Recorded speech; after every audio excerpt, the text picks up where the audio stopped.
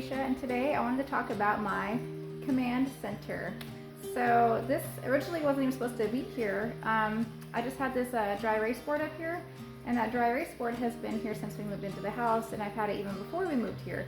But this shelf behind me, we originally bought it for a Montessori shelf to go with my homeschool station, but it just didn't fit where we wanted it to go, and so I ended up moving it here just because it fit in the space perfectly, and then it kind of just became our command center of sorts without meaning it for it to be. But it's been wonderful to have it in our life because it's literally like a drop zone center, and this is like the catch-all space.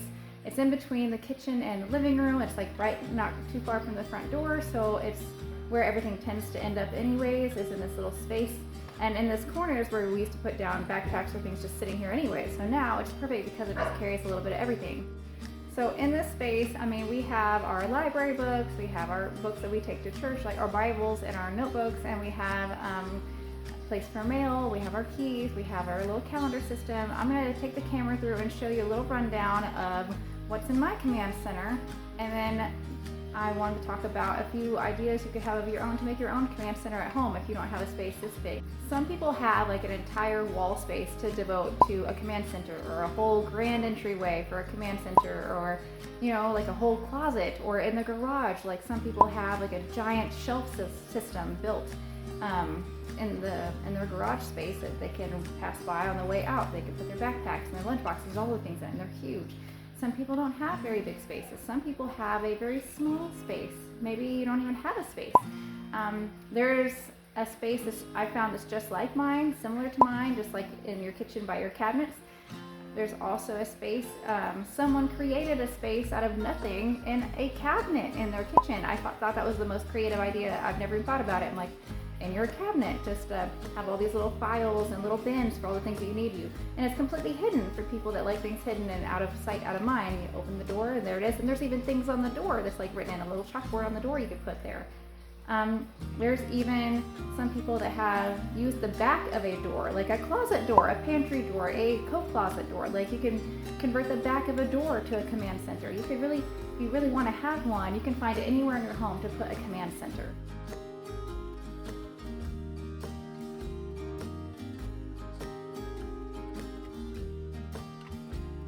Okay, so I'm going to give you guys a quick rundown of what's in my command center and how I made it. So, start at the top here.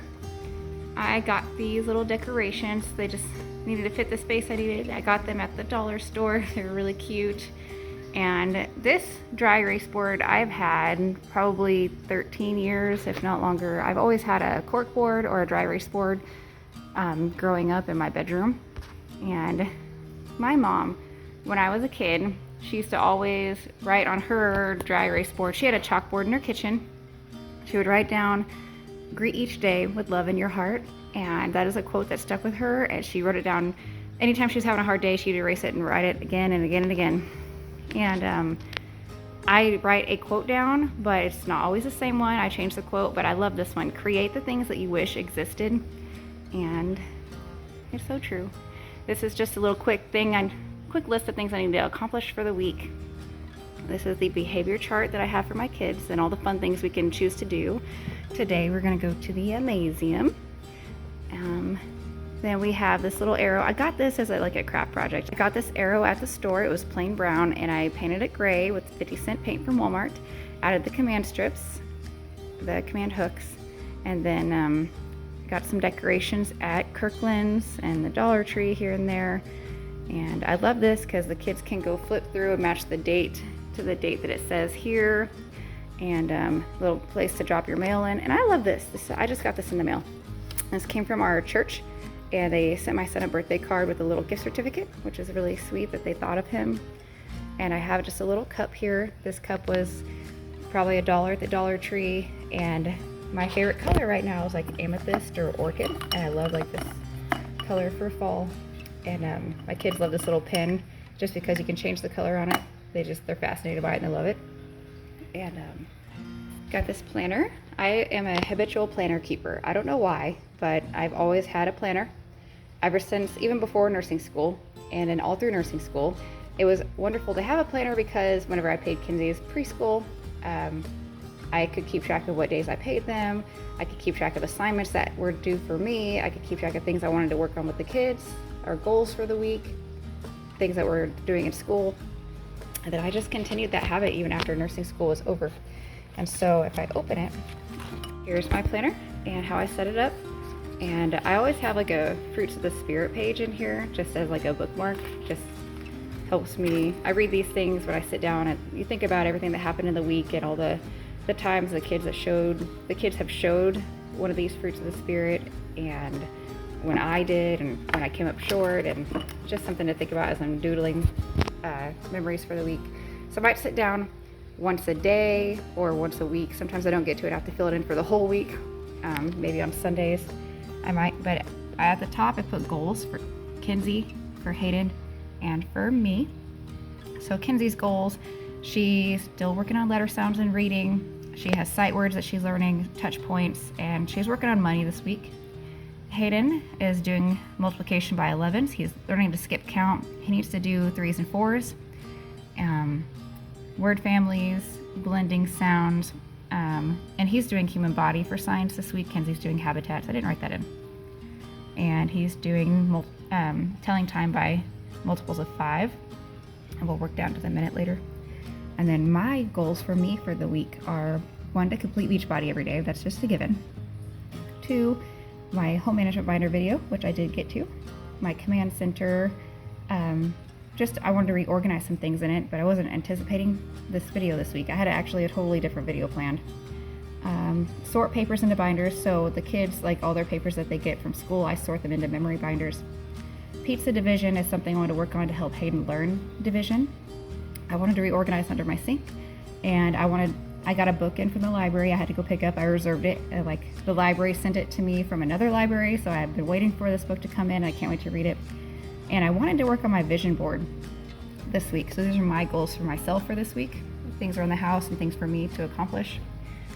And then I circle the days that I work, and then I might write down where I worked that day just to keep track in case they float me multiple times and I can remember. And it is Saturday, so I haven't filled this one in today. I might fill it in tonight or tomorrow. Usually, sometimes if the week is too crazy, I won't fill in anything, and I'll wait till church, and I'll wake up and have a wonderful morning and do my workout, do a devotional while the kids paint while I do my workout, and I'll go to church. And after church, we go to the park and have fun, and then we might go out to eat with our family, or we might just go home and eat, and I'll sit down and just kind of reflect on how the week went and everything I want to write in for the week. But I write some things that most people are like, why did you write that? Like, I keep track of all these little things that I don't even need to. I used to literally write in, like, you can see I put work boxes for school. Now I just do work boxes, and I put their goals at the top, because every single day their work boxes have so many things in them, it would take up a whole space. Like, I need, honestly, a bigger planner, but I like this layout. So yeah, there's my planner, habitual planner keeper. Helps organize my life. Love it. And it's pink and gold. So yeah, have a little mail drop bin, place to help the kids track the calendar, and I think it's cute. And I love the quote, "Bloom where you are planted." And that quote just means so much to me, because no matter what season you are in life or what's going on, or if you have everything, you're never going to have everything you want, because once you get it, you're going to have another goal. You're going to keep working towards something else, and that's the way it should be. You should always be working on yourself or working towards something. So you should bloom where you're planted. This is close enough. I found this. It has a quote, "Live life in full bloom," and I love flower. I love pink roses, and I love orchids. They're my favorite. So I love this. And then inside here, in this little first cubby slot, we have stickers. I guess I should show you the side first, because this is the side of my command center. I'm a big chart person. The kids love visual charts. It's good for them, and it makes them feel encouraged when they get to check something off or when they get to put a sticker on something. And so I got these little clear hooks at the Dollar Tree for $1 for like a pack of 4. And they're pretty. This is like 0.1 pound, so it works perfectly. But yeah, so we have their chore charts here, and then we have they're fruits of the spirit chart. So at the end of every day, we'll come home and they'll tell me about their day at school, and then we'll go to the park maybe. Then whatever we do, I'll tell her, Kinsey, I really appreciate that you were sharing with your brother. I think sharing is it's a good way to show love. Or I'll say, Hayden, you were really gentle with Kinsey whenever she needed your help, and you were helping her down the slide. You were playing tag and you weren't too rough with her. Or you showed a lot of self-control whenever you were taking turns. Or, same for Kinsey. She has her own chore chart. I try to find all redheaded people because it makes them feel like it's them. He goes, oh, look, it looks like Hayden. And Kinsey, she likes that they all look like her and they all have red hair. It's good for them to see role models that look like them doing things that they should be doing. And then her fruits of the spirit chart. I really wanted to find fruit stickers, but they just didn't have any. So I could probably order some on Amazon, but they're like $10 for a pack of stickers, whereas these are 50 cents. So Hayden and Kinsey, they love pets. We have fish. Hayden has a cat. Kinsey has, her favorite puppies, like we have dogs, but she loves dogs. Hayden loves cats. And we just keep the stickers here because it's right by their chart. It's very convenient. And then they can stick on their stickers, and they're so proud of themselves. And then this is my accordion binder. So in my binder, I just keep extra school papers, like any papers that we haven't done yet that I want to put in to their workbox system. Just haven't got to it yet. It's like math, writing, science, social studies. I don't know if you can see all the tabs. It's kind of hard to hold it with one hand. But yes, there's my just extra papers, reading, science, papers from their teacher, things like that. And then we have this little box. I think this is really cute. This is just a Melissa and Doug box that one of their toys came in. I kept it. This little wooden tray. You can even get like a wood tray at the Dollar Tree if you want it. But this is like a cleaning game. And Kinsey, anytime I'm cleaning, she wants to like steal my Lysol bottle when I'm using it. And then I'm like, Kinsey, come back here. And she always wants to do whatever I'm doing and help me. And then Hayden gets jealous that she's doing what I'm doing, so he wants to. And so I got them their own bottles. Hayden, I can't find his bottle. He's got a blue one, she's got a pink one. This is just like water and Dawn dish soap, not chemicals. And then I got them a little pumpkin rag for fall, just a cute little rag. And I started out with just note cards that I wrote on, but I had to read it to them. And these are more fun, just little cleaning cards that I found from JDA.com. And it's really cute because they get excited to play this little game. We don't do it all the time, but when we do, it's helpful. You can do cleaning zones, like Hayden, you keep the living room clean, Kinsey, you keep the kitchen clean, and then, oh my God, if anything touches the floor, Hayden he'll come after you. Or you can do the cleaning game. Good way to get your kids responsible and showing ownership. Then this is our cubby for just like this. A lot of people have like glass vases that are open and pretty and wonderful, but that's not practical with kids. And these are all of our expo markers for the board. The kids use expo markers on their dry erase boards, and it's just easier with them to be able to grab this and go. I don't have to worry about it breaking. But here we have our quick access like Bible story book we read at nighttime. This is something I haven't done yet, but it's an adventure book. So all the adventures that I take the kids on or that we go on as a family, I wanted to start making a scrapbook of our adventures. It looks like the book from Up. It just reminds me of the Up book, which is really sweet. And these are their Bibles, quick access in the command center at their level, so they can just grab and go before we go to church. And then, of course, this is our library book bag. We got it from the library because we go there so much. They just gave us a bag, and then now we have two, so Hayden and Kinsey both get to hold a bag when we bring both of them. One's in my car, one's in here. It's just nice access because here are our library books. We have plenty of books in this house, trust me. But the way we do it, this is like their first day school board. I need to get something else, but I just use it to divide the books. Like this is what we have not read, this is what we have read, and we read books every night. And then whenever they're due, we can just put them in the bag, load them up and go. The kids can come right here and just pick out what they want to read that night. So this is just a little mix of multiple things. This cubby here, it is more of a self-regulation cubby. We have this chart here that I made, and we have these STEM toys in a basket. So if they're upset, Kinsey's upset, Okay, if they did something they know they shouldn't be doing, then we usually just do like a little timeout. Go sit with your feelings. Go sit down somewhere with your feelings. I'll give you a timer just to give you that time to calm down time. And once the timer goes off, we'll talk about how you feel. But if it's just an all-out tantrum and they're straight up crying and just not regulating and I can't calm them down, we started this. Kenzie got one of these papers from school a long time ago, this little girl paper. And so I printed one for Hayden, and I want you to draw me how you're feeling. Draw me your face. Draw me your face and happy, sad, whatever you're feeling. And they even grab this sometimes and just draw just because. We also have emojis here. They love emojis. And there's that new emoji movie that just got released not too long ago. And they have to, you can either play bingo with this and learn your emotions, and we used to, or you can just use it to have them like tell you how they feel at that moment in time. And then there's another page I found not too long ago of the Inside Out characters, which I love, and it helps you learn even more emotions. And we even have like all these little miniature figurines that go with this that they can sometimes match up to it. And yeah, so they sit with the clipboard, and it's nice and convenient because we have all the dry erase markers here and here for quick access. So they can grab their little clipboard and they can grab a STEM toy. So for STEM toys, just things to, when you're stressed and upset, you got a stress ball. Well, I found her a stress cupcake. They both love cupcakes.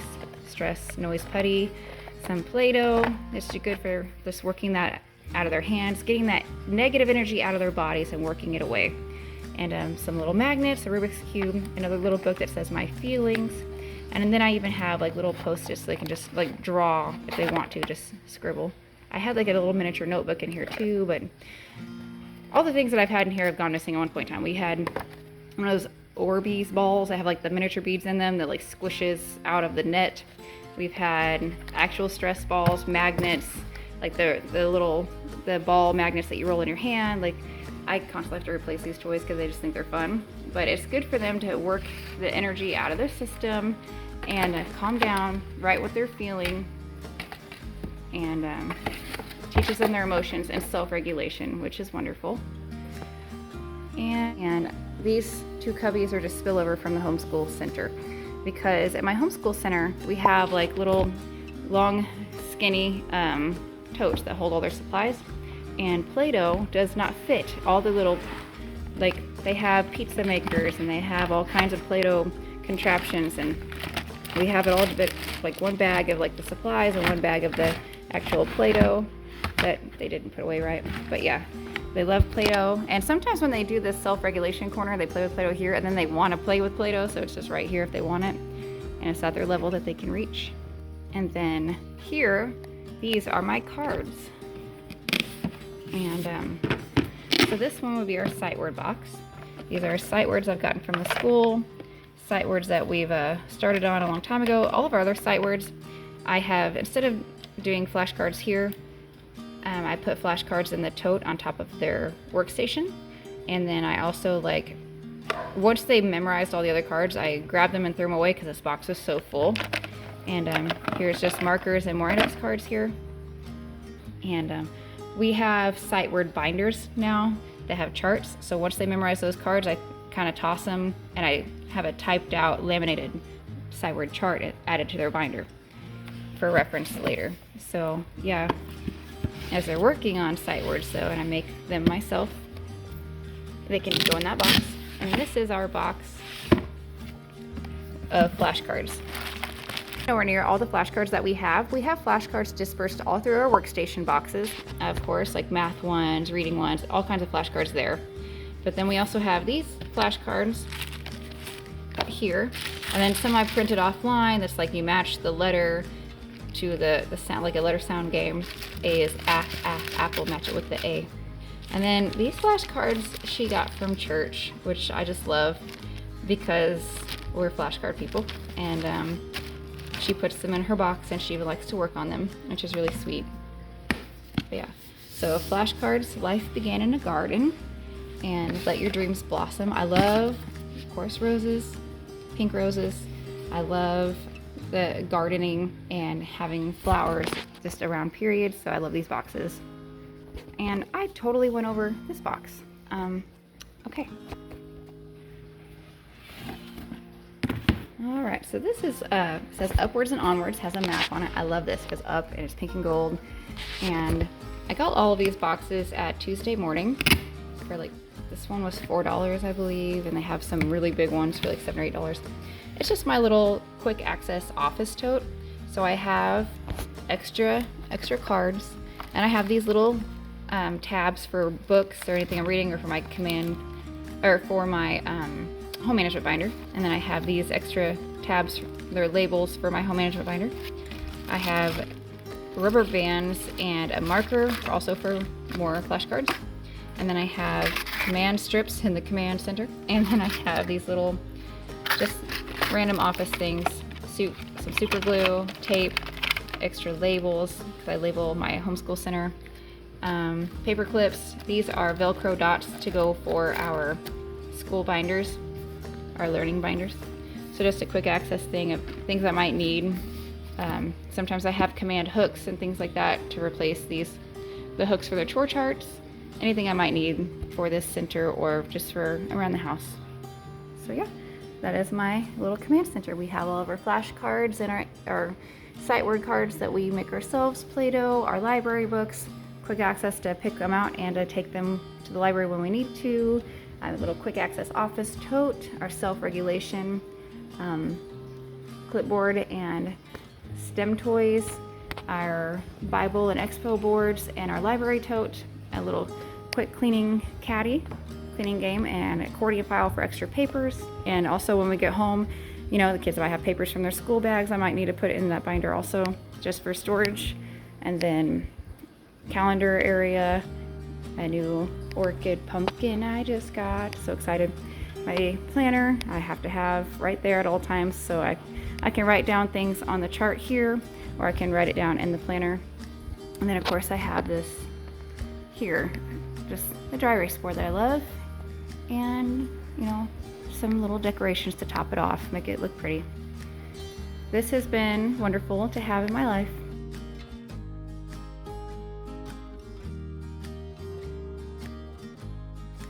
So thanks for those of you that have stayed to the end for my story time video for the week. I just wanted to talk about the Toothfairy story for this week because it just recently happened to us and my daughter is still talking about it every day. Every parent will have to deal with the imaginative characters in fantasy world at some point in time, like have your kid call Santa Claus or talk to the elves or write a list to Santa Claus or talk about the Toothfairy story. And for us, it went very terribly when it came to Hayden his first time.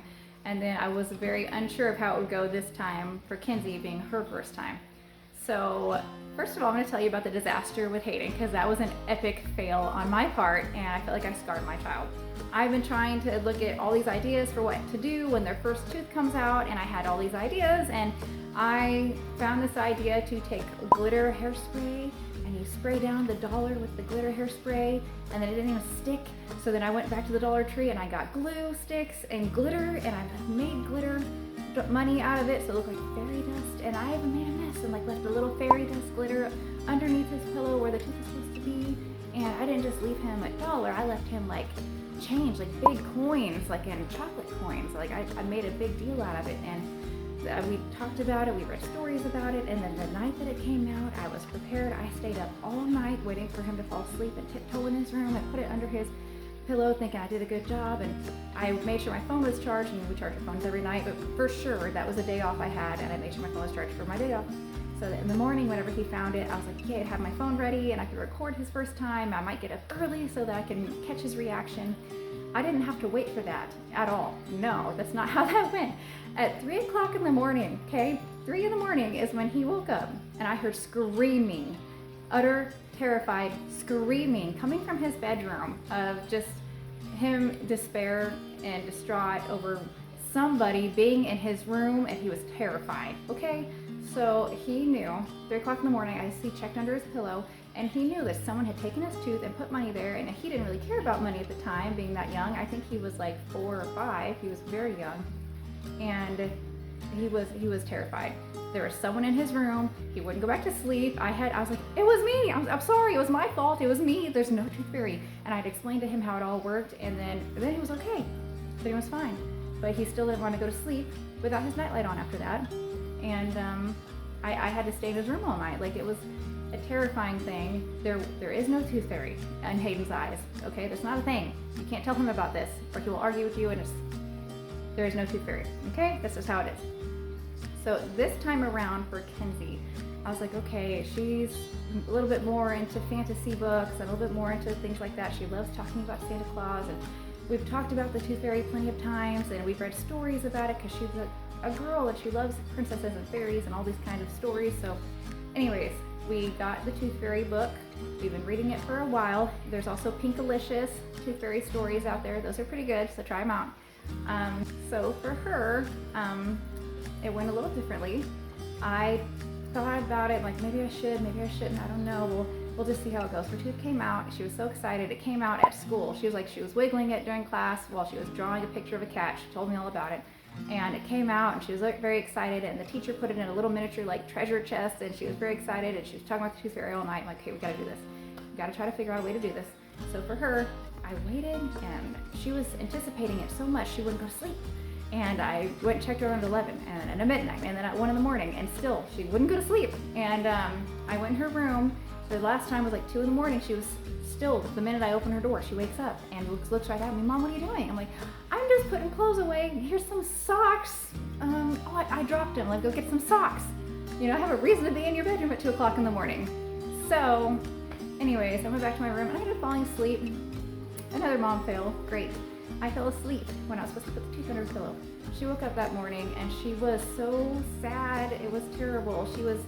The Tooth Fairy forgot me. It wasn't that the Tooth Fairy doesn't exist. It was the Tooth Fairy exists, but she forgot me, and why doesn't she like me, and why am I not important? And you know, I felt so terrible, and I ended up doing something else that was even better. So when she felt that way, what I did was I remembered the Tooth Fairy movie that I used to watch when I was little, and it was just like a made-for-TV movie, so I can't buy it anywhere, and I'm frustrated. I couldn't find it at vintage stock, and I wanted to find it and buy it and have her watch it before, but like the only ones you can really buy that I found on Amazon was like the The Rock. He's in, maybe it is Vin Diesel. No, that's the nanny. Okay, so there is a movie, I think it's The Rock, where he's like the Tooth Fairy. It's supposed to be funny, but she didn't really care about that movie. So I found the cartoon that was really special to me when I was little, learning about the Tooth Fairy. So there is Fern Gully, that is a fairy movie, and we've seen that, and she likes it. But this one is called Toothfairy Where Are You? I'll put the link down below so you guys can watch it if you haven't seen it. It's a very old movie, but she loved it. So that morning, she was very sad, and she cried, and I crawled into bed with her, and I pulled up the movie on YouTube on my phone. It's in 2 parts, so we had to watch part 1 and part 2. And in part 1, the Tooth Fairy, it goes into how the Tooth Fairy hadn't finished her training yet. And whenever she finishes her training is when she will get to be certified and come visit you. And also, she doesn't know how to twinkle and how to do all these tricks she's supposed to know how to do. And then, anyways, it's a cute movie. You have to watch it, and it really helped because then Kenzie's like, well, she has to finish her training so she can come give me my tooth money. And I was like, well, make sure that you put it where she can see it tonight, and then we'll try again. So we did. We tried again, and I put the money under her pillow, and she was so happy the next morning. She was running through the house, Mom, the Tooth Fairy! She was like running up and down the hall. She was so excited, and Mom win, yay! I found a way that made her okay with it. Like, it's not just about, you know, how we fail, it's how we pick ourselves up and do better the next time. And we found that movie, and I hadn't even thought about that movie since I was a kid, and now it's a movie that she likes too, and she told all her friends about it at school, and her teacher had to hear all about it. And then the Tooth Fairy money, oh my gosh, she took it everywhere, and that just happened to be a Saturday night. So the next morning, Sunday morning, when we went to church the next morning, she had to take her money and wave it all around, and the guy that holds open the door is like, oh, you got money? Did you do chores? And she's like, no, I lost teeth. And now she wants to lose more teeth so that she can see the Tooth Fairy again and get more money because she wants to buy things now. And I said, Kenzie, what are you going to buy with your Tooth Fairy money? She was like, nothing. I'm keeping it forever. This came from the Tooth Fairy. I'm not getting rid of this. This is a special dollar. I'm keeping it forever. So, okay, great way to teach your child how to save. I hope that story gave you guys some ideas about what to do for the Tooth Fairy. You know, read Pinkalicious story, try to put glitter on some money, get those big chocolate coins, or read Tooth Fairy books of any other kind, or even have a Tooth Fairy catcher. It's kind of like a little dollhouse, a little wooden dollhouse at Michael's that I found someone did after the fact that we might try next time. It's where you have like a little, it looks like a birdhouse, a castle birdhouse. It's ones that you paint, so it's only like $2. And it has a little door that opens and you put your tooth inside the house and the Tooth Fairy goes in and you can try to catch the Tooth Fairy. I thought that was really neat, like set up a Tooth Fairy trap. I'm like, that was cool. Why didn't I think of that before that? Anyways, try that little idea, or watch the Toothfairy Where Are You movie, because it's really sweet and I like it. And they don't make a lot of Tooth Fairy movies nowadays that aren't scary. Because that was some ideas that I got from other people, is give them a scary Tooth Fairy story and scar my kids for life permanently. Don't do that. Watch Toothfairy Where Are You, and yeah, have a great day.